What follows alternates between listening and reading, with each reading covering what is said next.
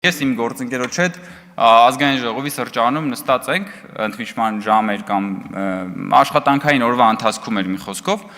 եւ գրել է Հայկ Կոնջորյանը թզբեհ է քաշում սրճարանում նստած, համրիչ հայերենով։ Եվ տեսեք ինչ որ բան, սկանդալային լուր է դա դարձել Հայաստանի մեդիա դաշտում։ Ինչ։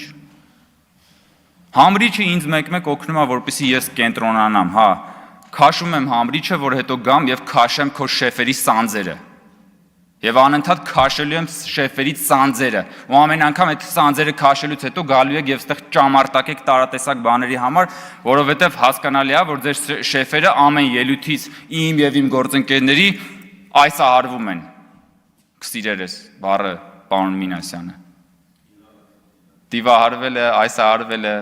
տարբեր հոմանիշներ կարելի է օգտագործել։ Այնպես որ Տիկին Կյուրեղանին, Տիկին Թովմասյանին եւ բոլոր նրանց, ովքեր որ գալու են այս ամբիոնից դատարկաբանություններ հնչեցնել, ես ուղղակի խորհուրդ եմ տալի, հարգելի գործընկերներ, մի քիչ մտածել, աշխատել ձեր վրա, հաղթահարել ձեր սեփական տգիտությունը եւ դադարել լինել ի սկզբանե կատարյալ Ժիգուլի։